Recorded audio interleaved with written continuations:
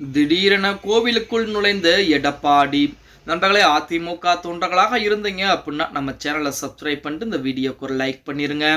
அனைத்திந்திய அண்ணா திராவிட முன்னேற்ற கழகத்தை பொறுத்த வரைக்கும் நம்ம அனைவருக்கும் தெரியும், 2026 சட்டமன்றத்தில் எதிர்நோக்கி அதற்குரிய வேலைப்பாடுகளை அதிமுக இருக்கக்கூடிய ஒவ்வொரு முக்கிய தலைவர்களும் சமயம் செய்து கொண்டுதான் இருக்கிறார்கள் அப்படின்னே கூட சொல்லலாம்.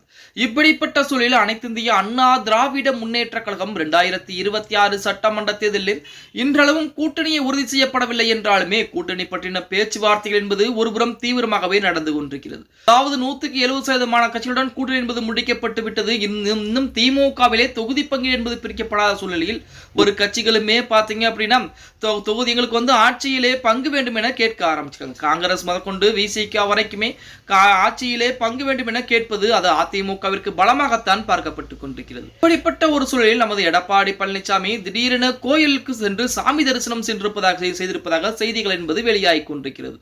பேரகை பகுதியில் அமைந்துள்ள சென்றாய பெருமாள் கோயிலில் எதிர்க்கட்சித் தலைவர் எடப்பாடி பழனிசாமி சாமி தரிசனம் செய்திருக்கிறார்.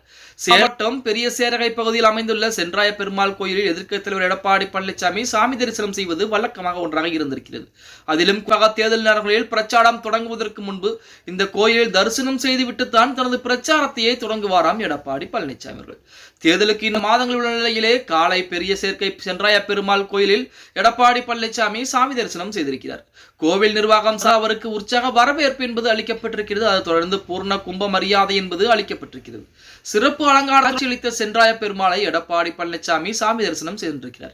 இதன் பிறகு மேட்டூர் அணை 107 திட்டங்களுக்கு வரும் பகுதியில் அமைந்துள்ள வைநேரி மற்றும் கூரப்பள்ளி அமைந்துள்ள அனைத்து இடங்களிலுமே விவசாயிகளுக்கு நமது எடப்பாடி பழனிசாமி ஏற்பாடுகளை செய்திருக்கிறார் அப்படிங்கிற செய்திகள் தற்சமயம் உலா வந்து கொண்டிருக்கிறது.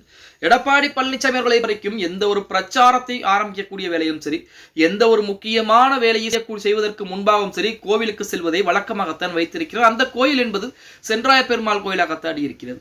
அவருக்கு என்ன கஷ்டங்கள் வருதோ, அதே போல அடுத்து என்ன இக்கட்டான சூழல் என்பது வருகிறதோ, அல்லது ஏதேனும் முக்கியமான விஷயத்தை செய்வதற்கு முன்பாக கூட அந்த கோயிலுக்கு சென்று சாமி தரிசனம் செய்துவிட்டு தான் வருவாராம். இது ஒவ்வொருவருடைய நம்பிக்கையை நாம் யாருமே குறை சொல்ல முடியாது. சிலர் கோவிலுக்கே செல்லாமல் இருப்பார்கள், ஆனால் அவர்களுக்கு இந்துக்கள் மீது மிகப்பெரிய அளவிலே ஆதரவுகளை கொடுத்துக் கொண்டிருப்பார்கள் அப்படிங்கிற தகவல் நம்ம அனைவருக்கும் தெரியும்.